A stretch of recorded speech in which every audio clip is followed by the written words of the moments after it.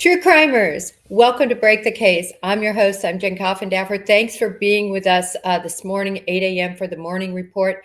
Again, we're going to be talking about Nancy Guthrie. Specifically, Nancy Guthrie was abducted from her home in and around Tucson, Arizona on the 1st of February. Again, I have to preface that. That is the date that we've been given and the circumstances we've been given, that she did not go to her friend's house where they gathered for church services after COVID. She stopped going to church proper. And so that was the report given. Of course, we've seen possibly a misspeak by Sheriff Nanos, the sheriff of Pima County, where this crime took place, that said he and his officers, or not he, but his officers reported by themselves before other law enforcement entities were involved on Saturday night. Doesn't make a lot of sense, since purportedly Nancy Guthrie was with her son-in-law, Tommaso, and her daughter, Annie, that evening to play games and have dinner.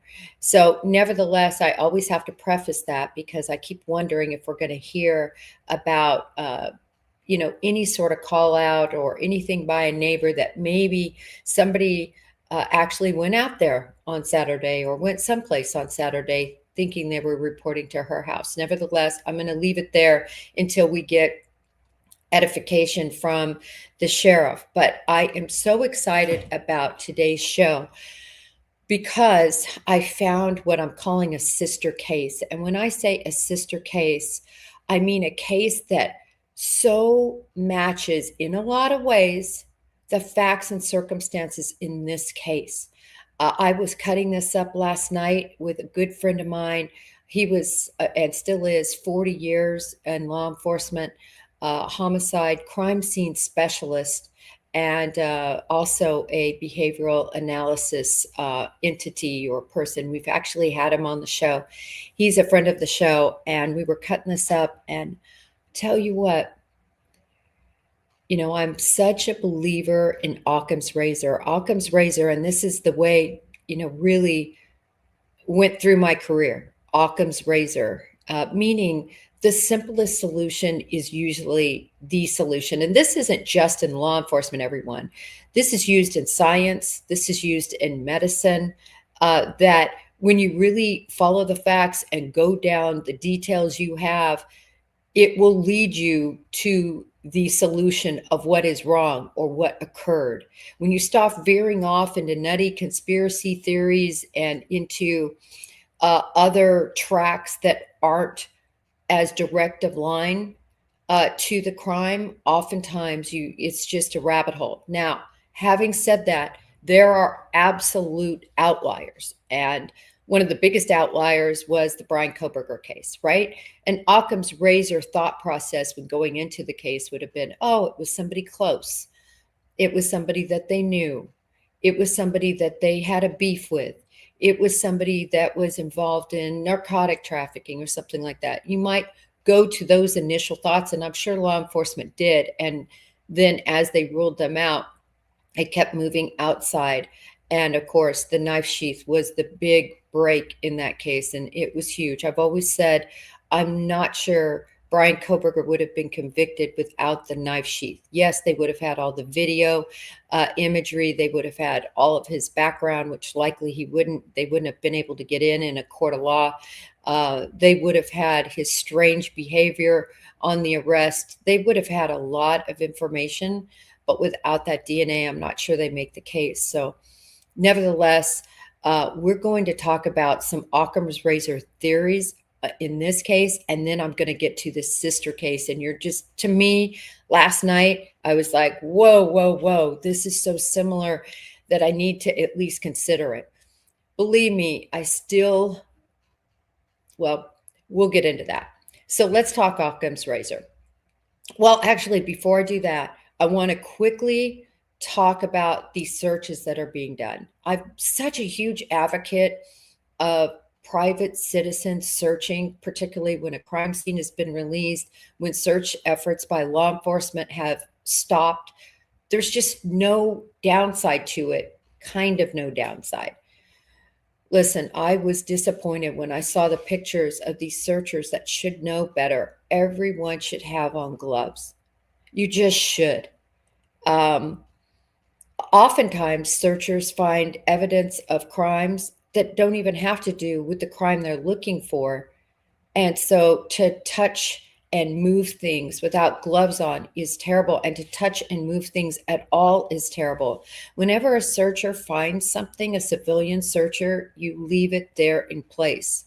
Whenever we had searchers that were involved in our cases, we certainly promoted that, but also gave some guidelines. And I think, I mean, I know everybody's coming down on nanos, and I always like to give law enforcement the benefit of the doubt. They're working long hours. This is very difficult. You get caught up. You can get caught up emotionally in a case, mostly with children, I will say. Um, they're just heartbreaking cases, but this is a heartbreaking case. There's no answers yet. And I know how hard they're working, and I know their intentions are good. I say that to say that this whole entire private search debacle, I think has been ill handled.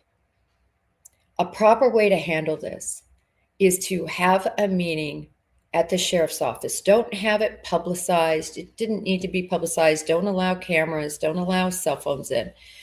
And have your crime scene, not the sheriff, but have the crime scene expert in your department, the go-to guy, the head of your evidence response team unit, and have them address leaders from each of these search groups, from who's putting them together, whether it's Madres Buscadoras or whether it's some other entity that's out there, if the Cajun Navy ever comes out to help, whoever it is, and just say, listen, we highly recommend you wear gloves. If you find something you think is suspicious, such as a backpack or such as gloves, anything like that, leave it where it is. Take a photograph of it because it might take them a while to get out there, right? And a wind could come up. It could blow it from the original spot. Take a photograph where it is. Rope it off in some way, protect it so that nobody else runs up and takes it until we can respond. That's just the simplest, easiest way to at least make sure you have some education. I understand now, in a sense, although I've never heard of it, this permitting. I don't think you need to go through a formal process. Just don't think of all that time wasted. Maybe volunteers are ready on this weekend, but can't the next weekend. Spring break is coming up, and people are going to be much more occupied with that if they have children. So all I'm saying is have a meeting like that. Pull everybody together. Let them know the expectations. And then put your officers on alert that, listen, you could be getting some phone calls. This is where, and also keeping track of the sectors, that they should check in. So there's a big difference between some formal permit process and keeping track of where your searchers are working. And then that way, too, you can make sure there's no duplicate effort. In other words, if Madres Buscadoras looked at this particular quadrant, and that, you mark it on a big map and you're keeping track of it, then when the Cajun Navy, and I'm just pulling out names, comes in, you can say, listen, that one's been searched by them. You can go back, but this one hasn't been searched. That's how you do this. The last thing you want to do is close down any doors. And again, I don't understand why they can't search the outside of the property if they've released it. So seems like they have some questions as to whether they have really released it or not to me. But nevertheless, all these other adjoining areas and private homes that are allowing people to search, in my opinion, Pima County should be keeping track of that. I'd put one or two sheriffs in charge of it, saying, listen, make sure you're tracking where they're going, make sure that they have a liaison to call if they have any questions, a liaison to call if they find something, and then you can directly dispatch. It's a lot of work, but that's how it should be handled. It's not being handled that way. I think it was handled wrong from the beginning because initially the permitting made it look like a big obstacle. And then secondarily, the whole, now you can't search here, and just kind of putting the kibosh on it. And then one of the worst things I ever saw was a female Pima County Sheriff's Officer goes out to take the backpack. Do I think that backpack is related? We don't know. It's a possibility. And anytime there's a possibility, whether it's a probability or not, you have to handle it as evidence. If you're going to take it as evidence, handle it as evidence. She tried to stick it in a plastic bag. You never put things that could have DNA or biological evidence in plastic. It degrades. So she should have had a big paper bag that would be an evidence bag. That should be in their kits in their car. I always had a whole full-on kit, everything you could need. It was in this cool brown, big box. Actually, I saw some people have that in the Idaho 4 case, and I was like, I wondered if they retired those boxes. I guess they haven't. Always had that in my trunk. And that way, when something came up unexpected, I had everything. And all these people, it's not expensive. They're plastic evidence bag, paper bags, gloves, masks, anything, tweezers, all sorts of items that we would need. I had a fingerprinting kit in there, everything that you would need for evidence collection. And again, it's not that expensive. If they're not outfitted with that, whoever is responds should say, self, before I respond, I should make sure I have something to collect a backpack in, other than a plastic bag that's 1/3 the size needed for a backpack. And then to try to stuff it in there and then throw it in the back of your trunk, and something fell out of the backpack. Again, sometimes these aren't related to the case you're looking at. Sometimes they are, but it could be another crime. Why is somebody ditching their backpack?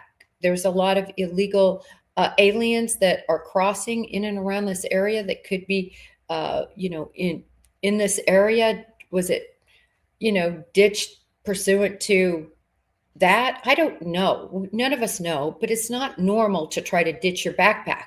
You have a backpack because you have things you need and want in it on you.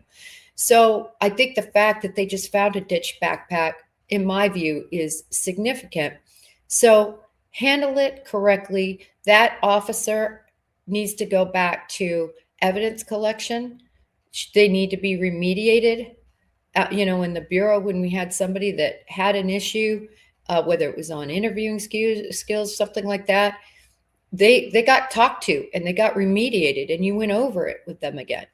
So anyway, all right, let me get on to the case I really wanted to talk to you all about today. And I'm going to bring up this picture. Let me bring up this picture.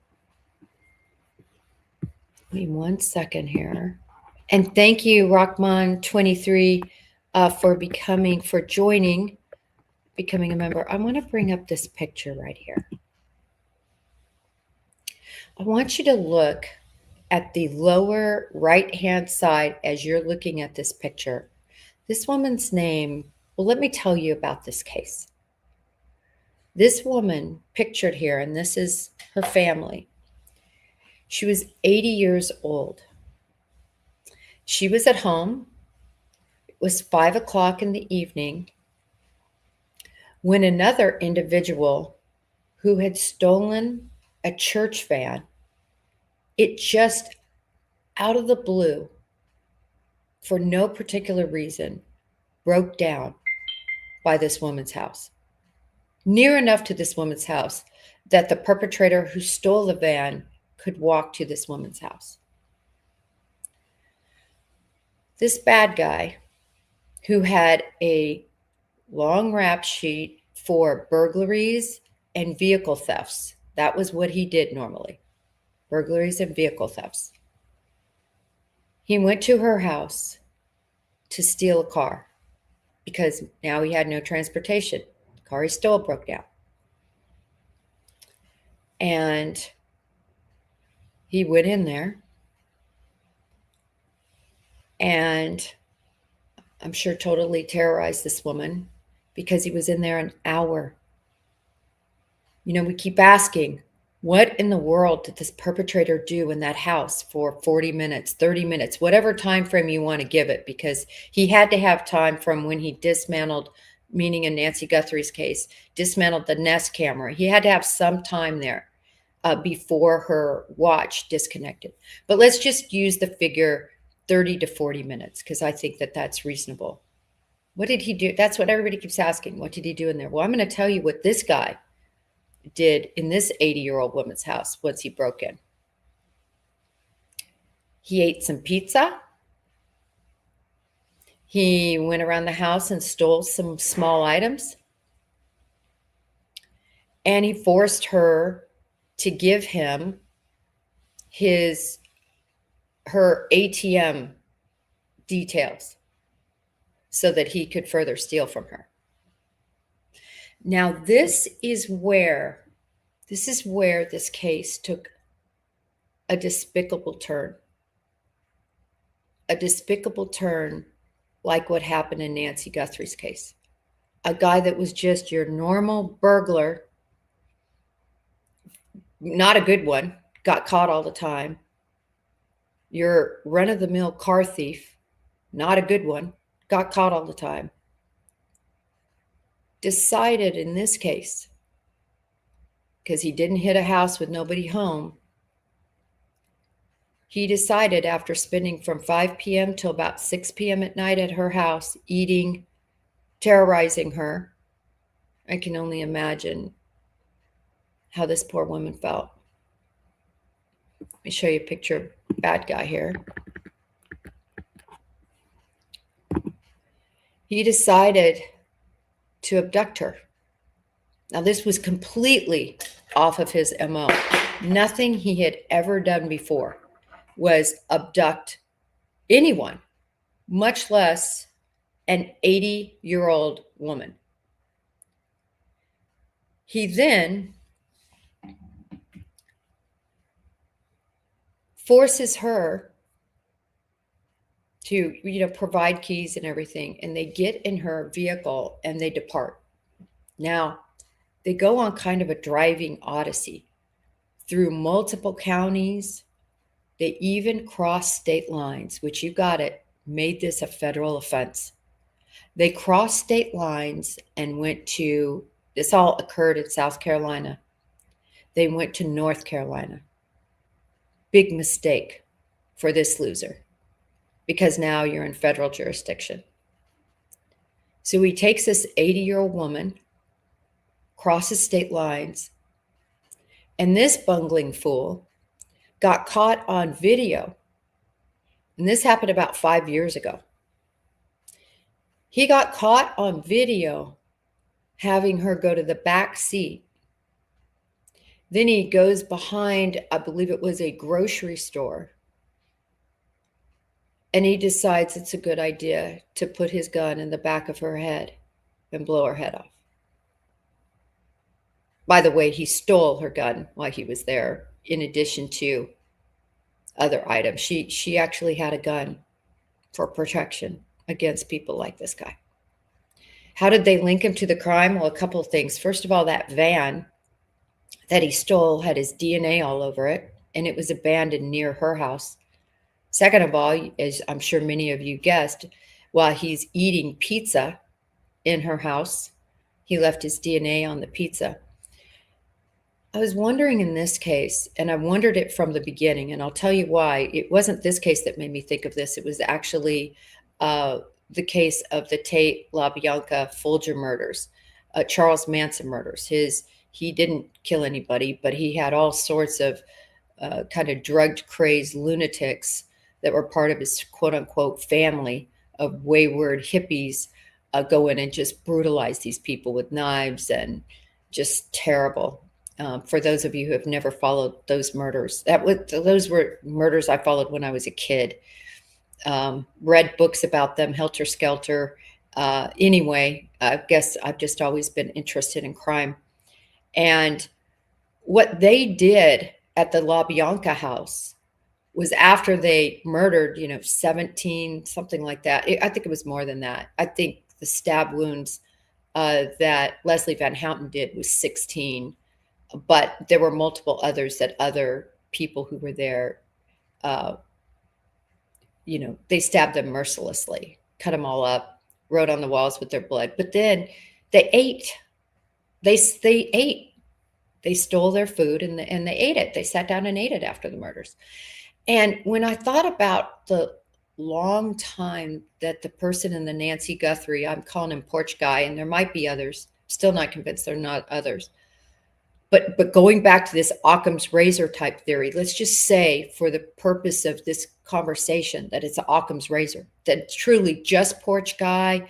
He's just your average burglar, stumbles upon this house at this hour in the morning, decides to go in.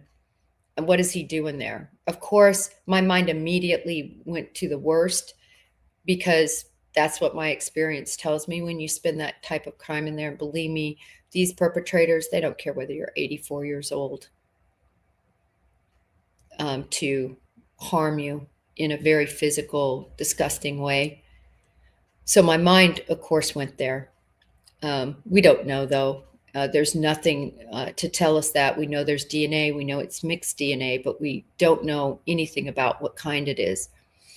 And it was interesting because I saw individuals that know about DNA discussing, well, could he have opened the fridge? In other words, I think because perhaps the cold could protect the DNA. That question was asked. I thought that was interesting. And you put that all together, and I just wondered if this guy, because he spent all that time, maybe he was hungry and ate. I'm telling you, nothing would surprise me. And now I just hope the Pima County Sheriff's Office, if they saw food, they just didn't assume it was hers and not take it and have it tested. If they saw crumbs, if they saw food. Look, I've worked with local departments for 15 years, and those guys, they are just the best. And they're really great at violent crime, the ones I've worked with.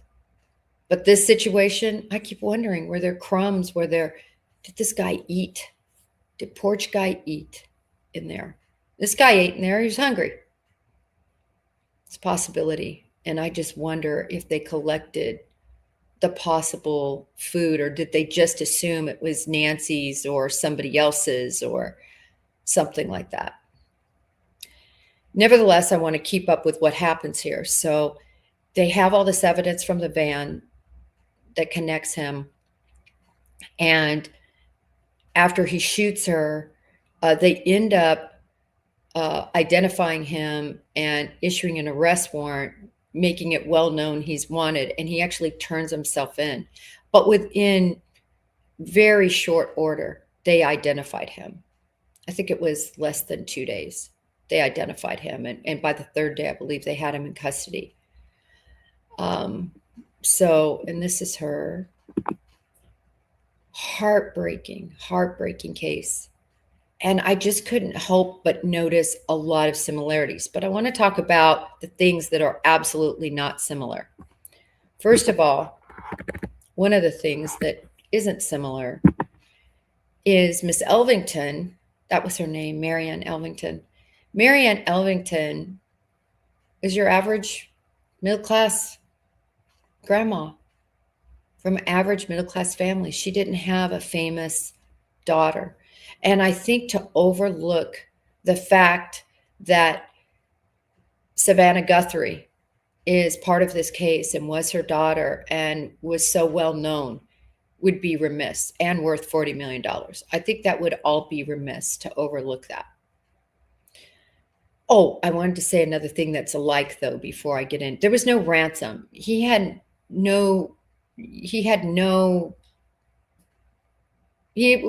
wasn't wanting any ransom, or wasn't sophisticated enough, or didn't know how to handle it. So he wasn't going, this wasn't about ransom, which also reminds me of this case. There's been no legitimate ransom demand in this case at all.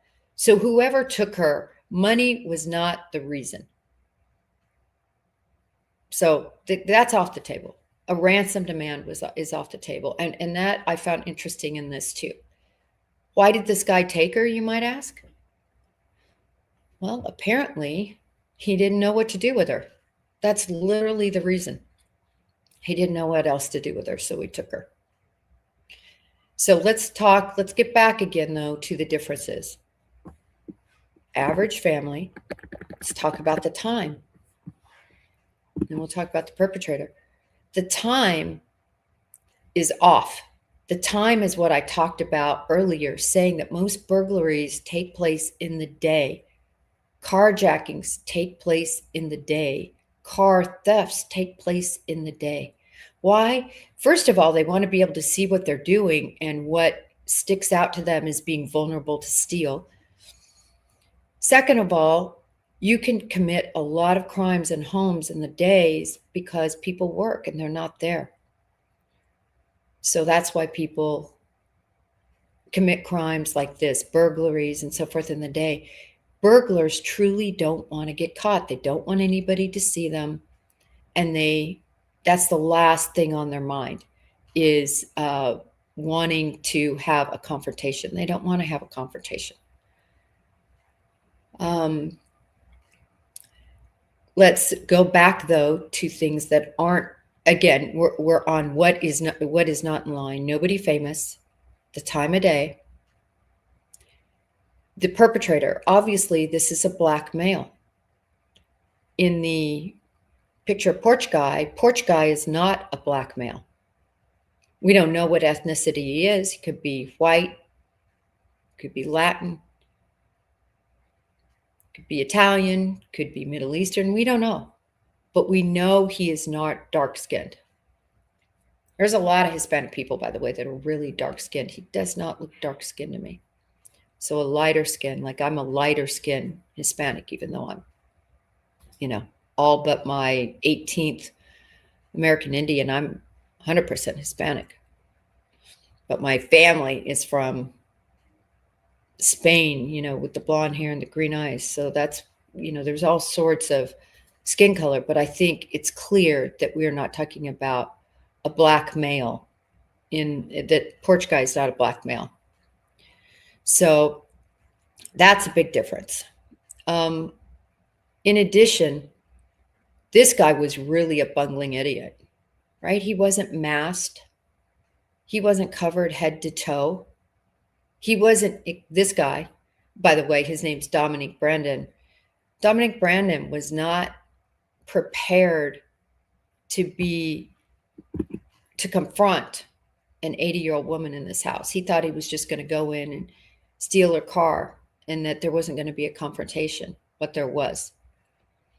So he wasn't masked up, and that's a big difference from this case. So I'll just keep running it down. We have not famous, we have time of day, we have not masked.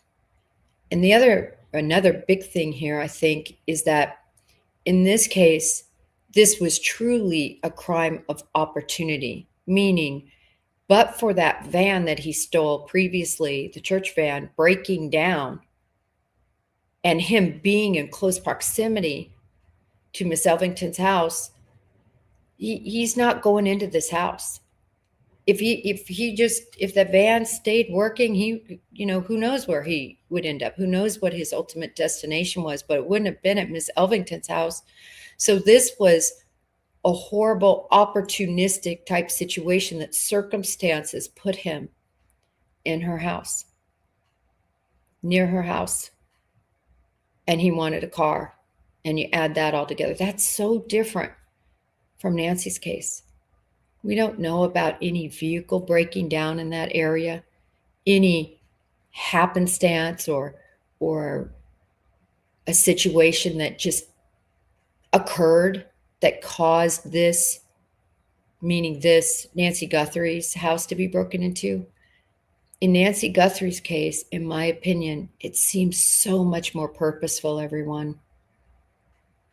The guy's mask, he knows right where that Nest camera is. He goes and he disables it. He decides to pick those vines and dangle those in front of the camera. It's at the wee hours of the morning, everyone. 1:46 a.m. That's when the camera was disabled, right around there. Her house is offset with lots of shrubbery and, meaning Nancy's, sorry. Let me put Nancy back up here.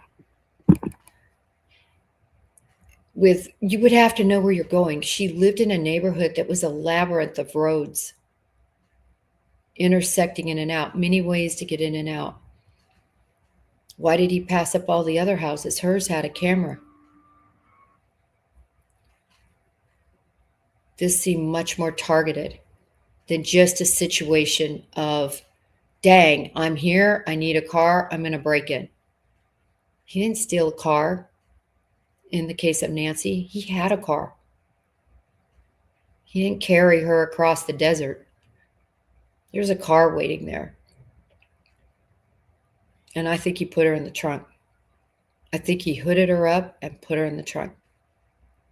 This is so much more deliberate than this Occam's razor type case that I'm talking to you about. Meaning, Miss Elvington's case is a true Occam's razor from the standpoint of every clue from beginning to end led to her perpetrator. The van, the DNA, the pizza with the DNA, the opportunistic situation, the person not having a mask and gloves and now stumbling upon this woman, so he has to get rid of her. You see the big difference here? I'm going to bring a picture up here again. I hope I have the picture I want. I don't. Here it is. He didn't have to get rid of her. He didn't have to take her. He was covered. Yeah, I know his eyes peek out, and maybe she could have reported he had that little mustache. But if this were a burglary, he didn't have to take her, everyone. The other guy had to take Miss Elvington, or he felt he did, because he didn't know what to do with her. He didn't know what to do with the witness. Drove around a while, I'm sure thinking, because we don't know. There was no background of him ever murdering anybody. Meaning Dominic Brandon, his MO was strictly to burglarize and thief. He's just your common thief. But he murdered, shot a 80-year-old woman in the back of the head with a gun. Doesn't get much more violent than that, because he didn't know what to do with her. He didn't want a witness, somebody who knew who he was. So you see the huge difference here. It's a real big difference. So many similarities, but so many things that don't match, that in fact have made me believe more than ever in my assessment that this was purposeful and targeted against Nancy Guthrie, that this wasn't a happenstance, Occam's razor type burglary gone bad.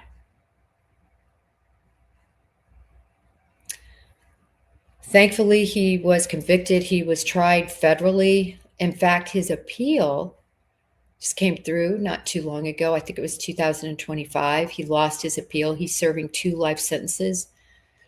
I don't know why. I do not know why. By the way, thank you, Shaker Maker. I do not know why that this guy didn't receive the death penalty. Likely because this really, to me, premeditation, to me, I see it as premeditated. When you decide to take her and you're thinking about killing her, and then you finally put a bullet in her head, that's the point you premeditated it. But nevertheless, they didn't. And, he's going to be in federal prison for the rest of his life. I think he deserved way worse than that for what he did, terrorizing this poor 80-year-old woman and leaving her family without a mother and a grandma. So that is the story of Marianne Elvington. You can see why when I first read all these facts and got the indictment and read it, and interviewed somebody involved in the case. I was like, wow, so many similarities. But then when you look closely, so many things that aren't similar with the modus operandi. So I'm sticking with my belief that this was targeted, that it was a planned abduction, that this had nothing to do about money or ransom, likely had to do with something far more worse, as I've said from the beginning. Somebody close is involved in this, or at least had insider information. Anyway, here we are, day 23. Still no Nancy. Was there food in that house that was not processed for DNA? Please, FBI, I hope you went back in and got it if the Pima County Sheriff's Office didn't, because he did something in there for 40 minutes or about 40 minutes. And I think eating, again, back to Helter Skelter is what it reminded me of it. And then looking at this case reinforced it. He did something in there, probably something really bad, but he also might have eaten. All right, everyone. Sorry to start your day off so gloomy, because it is gloomy, but listen, I think if public outrage can, continue, hopefully things will change in terms of messaging. I wanted to comment here really quick. The last thing I'll say before I sign off here is that there is no reason at this point for the FBI and the Pima County Sheriff's Office not to hold a presser. They don't even have to entertain questions. All they need to say is, everyone, we know we are 3 weeks into this. Everyone, that we stand behind the fact, if they do, that everyone in the family is cleared. And they really should just have the FBI PIO read this. We don't call them PIOs, but they should have the FBI spokesperson just get up with the brass behind him. We call it the brass, right? The upper echelon, the sheriff and everybody else. Just have her get up there and say, or him, whoever it is, we support the position that the family has been cleared. We're running into issues with the DNA, and we're considering other labs. We're considering how to handle that. The Range Rover either is in our possession or isn't in our possession and has been released. We're following all logical leads. Please only call in tips that are tips. Don't call in your theories. That was so mismessaged by the PIO for Pima County when she said, well, go through and make sure it's a real tip. No. They want all tips. They just don't want theories. Nobody wants theories in law enforcement. Law enforcement has their own theories based on the facts. What they want are more facts. And to waste law enforcement time is just more. Thank you so much, Marie. That is so nice of you. And I love the yellow. And I saw somebody else put up yellow hearts. I love that. Have a press conference. Let's get this under control. I understand law enforcement, and particularly the FBI, gives a rat's butt about social media in terms of what people are saying. They really don't. I can tell you that. Most retired FBI agents don't care what social media says. They don't even look at it. They don't even care. Most of them aren't even on it. But social media, and I've said that actually there was a show done by Paramount about 2 years ago. You guys should look for that. JLR is in it. I was in it. I think maybe Pretty Lies and Alibis were in it. Some other people were in it. And it was really good because it was good, but it just didn't take off. It was a documentary. You'll find it. It's Paramount did it. And they did a nice job. It was one of the most professional. I've done 14 documentaries, and it was one of the most professional ones I've done. It's really good. But I just don't think it was sexy enough for everybody. But basically, it talks about the power of social media. And the power of social media, anybody not understanding that yet in mainstream media and in law enforcement has got to get with the program, because what happens in social media can really influence the case. But for social media, Gabby Petito is never found. But for social media, many clues would not be given and would not be looked into.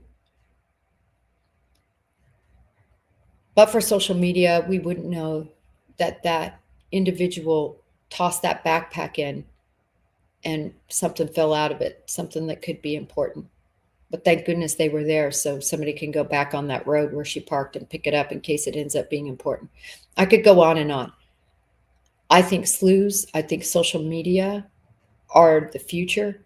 I think mainstream media to a large degree is petering out, and streaming and other things. I mean, I'm telling you where I get my news. I go straight to X and Twitter.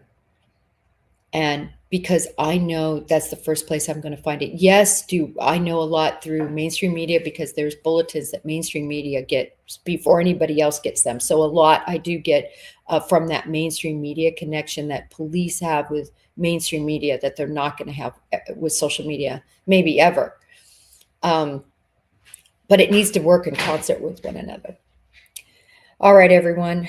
I have droned on way too long. My 20-minute morning reports are turning into, how long was this one? Oh, good. Only 47 minutes. I told myself I'm going to keep it under 50 minutes because yesterday's was 50. Very interesting case, a lot in common, but it points me to the fact that this has enough dissimilar fact pattern that this is not a burglary gone bad, like in the case of Miss Elvington. All right, everyone. Until next time, I'm going to keep digging, and may justice be served for Nancy Guthrie. Again, it's day 23. And may the Pima County Sheriff's Office get their crap together.